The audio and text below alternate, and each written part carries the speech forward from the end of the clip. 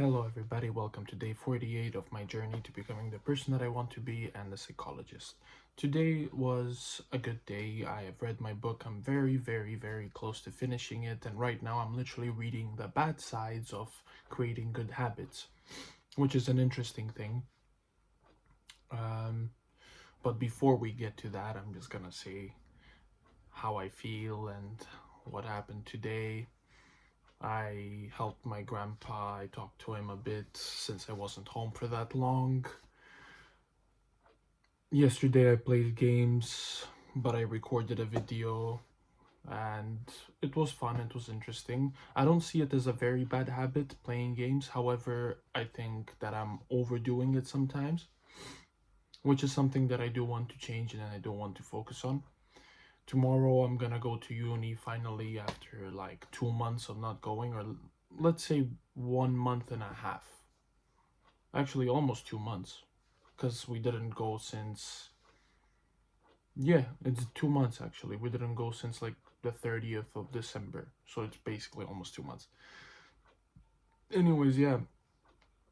What I've read today, the bad side of creating good habits is that there's a lot of things that you do automatically. That's why habits are formed, and that's why it's a very good thing. Let's say I have a perfect example. I have dry skin here, and sometimes I forget to put cream on it, which I just reminded myself.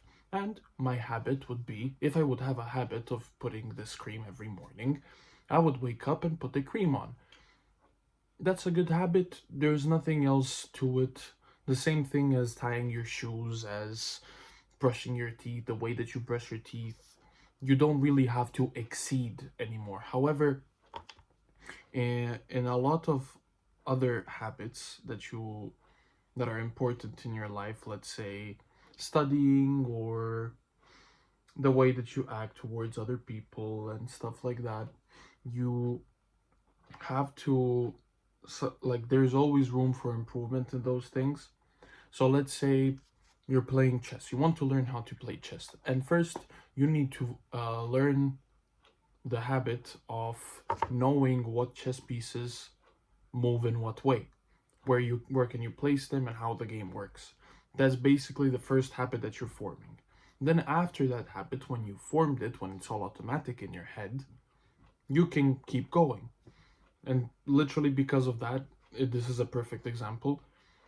Sometimes you get stuck on that one habit where it's like, okay, I want to play, like, I want to learn chess better, but you don't really focus on getting better. You just know how the figures are moving, the figurines.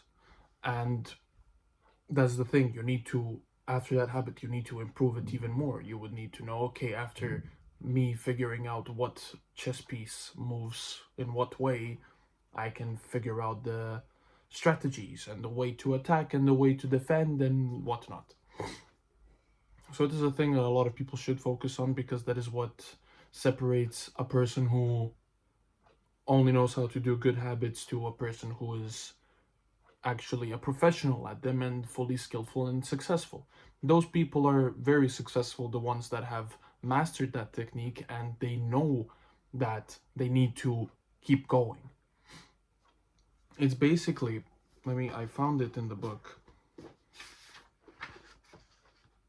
here. So it's upside down. So this is the automaticity. You can't read it, it's very small. That goes up. And below is repetitions. So the more that you repeat stuff, you start creating a habit. This is the line of the habit. And then slowly it starts slowing down, as you can see, because you've already got that part and you're not improving anymore. So what you need to do right after making this one line, this happens. You start making different habits for the same thing that you're doing to make it even better. And that is basically it. Um, in these last past, in these past last last past past last in these last few days, I've been thinking a lot about everything that has happened, and there is this issue that I've always had with myself. Not always, but since my biggest change in my life and like the biggest change in my identity and my personality, ever since I had that change, felt like I felt like something was wrong, but at the same time, I questioned if something was wrong. And I still am to this point. Because before, I feel like it was easier for me to go out of the way and just do some things that like calm you down. And now I feel like I am automatically running away from my own thoughts because I'm falling into this pit sometimes, which again, I spoke about it. I'm not saying, I mean, it is a bad thing, but I'm not saying that it's gotten worse. It's gotten better actually. But I've had this surge of the want of me to just do things like procrastinating on my phone or playing games. And I'm not really thinking about what I'm thinking about. I'm not thinking about anything. That's what I'm trying to explain. And it might be that that my brain is automatically just trying to change my way of functioning, which is like, oh, okay, you're not supposed to be focusing on your emotions right now. You're not supposed to focus on that. Just do something else. And I feel like because of that, there's many things that I haven't really fully, how do you say, processed it. I haven't really processed many things. And now when I think more about my past, there is a lot of parts where I don't really remember them. And you could say, oh, some time already passed or whatever, but the thing is, I remember more things in 2022 than I do in 2023. 2023, I explained in one of the videos, it is an extremely long one, over an hour. I literally spoke about the whole year, and I could talk about parts, but to be honest, if you would tell me like how did you feel, I knew that I felt awful, but at the same time I forgot how that felt. I don't remember. I remember with the breakup with my ex that it was immensely painful, that it was really bad to the point where I did not know what to do with myself, but I don't remember the pain. However, when I do talk about it for a longer amount of time and I explain everything that has been happening, a form of that pain that's not as intense as it was it starts appearing again. It starts hurting me. However, it can definitely not be compared to how it was in 2023. And that is a thing, like that is a thing that changed me a lot, because before I used to always find things emotional. And I'm not talking about movies and things like that, but I mean like everything in general. I would always put emotions in the picture. But ever since all of that has happened in 2023, I feel like I have pushed myself away from those emotions. And I feel like now, for example, my sister talked to me about my mother not long ago. I mean, it was like a couple of months ago, last year. And she she was telling me, she started like tearing up. She showed me a TikTok for her of somebody's mother, and I'm just looking at it like I don't get it. But before, I was a type of person who would also probably tear up from something like that. And now when somebody asks me, "Do you miss your mother?" I'm like, "Yes, of course I miss my mother, but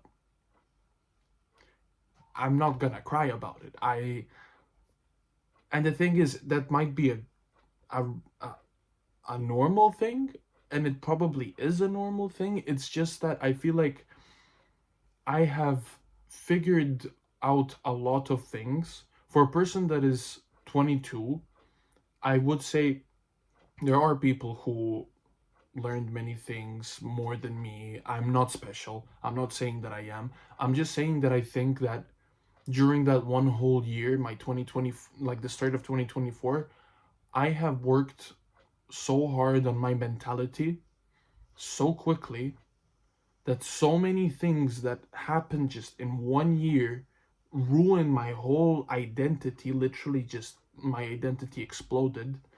And I was picking up some of the pieces and then making some of the pieces, and I was throwing some of the pieces out. So it's like I formed a new Milosh, new me. And I'm still trying to figure out what fucking pieces I put. it feels weird. I don't know, because I'm questioning a lot of things that are happening. I'm questioning if I'm happy with my decisions in my life, and if I'm happy with everything that I've done until now. Not if I'm happy. I'm glad that I did all of this. I'm glad that I am the way that I am, but like where I am right now, all of the decisions that are happening, what's going on. For example, when I got into a relationship, which I am in still, I'm in a relationship for a year and 3 months now. At the start of the relationship, for the first few months, I was thinking like, this feels right, but something is missing, and I can't put a finger on it. And I'm not saying right now that I feel that way. At some points I do. But then I question myself. I'm like, is this normal? Is this something that just comes up randomly and I'm like, well, and in reality I'm like, okay, well, that is what I wanted. That is what I want to that is a relationship, and that is a girl I want to be with. So if somebody would ask me, "Oh, do you think that you're going to stay with your girlfriend your whole life?" My answer until now is still, I hope so, but I don't know. Like I hear a lot of stories of people saying like, "Oh, well, I knew that I was gonna marry her when I looked at her the first time." And like literally right now, I was scrolling on Reels on Instagram, of course, procrastinating. There is this account that there's a guy that walks to an old person, old woman, old man, and they ask them who was your first love, or who was your best love, or whatever. And of course, it's usually sad stories, but also heartwarming stories. It's usually that one of them has passed away, and that they've been together for God knows how many years, and for God knows how many. Sorry, for God knows how many years, and they always talk about how it's always this amazing start. And it might just be because the media is pushing it, because the views are pushing that beautiful story. It might just be those people who are just special. But at the same time, a lot of stories like that pop up. I don't hear many stories of people going like, "Oh yeah, with my wife, I didn't know if I was gonna marry her, but yeah, I'm married to her right now. I have kids with her, and we're living a nice life." It's like, I don't know. I don't know. I'm not asking for the emotional intensity, but at the same time, I'm questioning if it is real.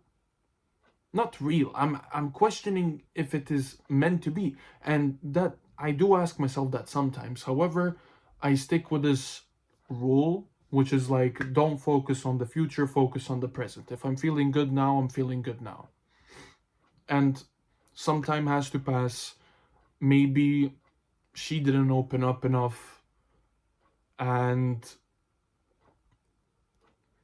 and maybe I didn't open up enough. Open up enough. Nice. But yeah, I'm not sure. I don't know. There's a lot of things that I do not know. So sometimes when I start thinking about that a lot, I'm like, okay, well, relax.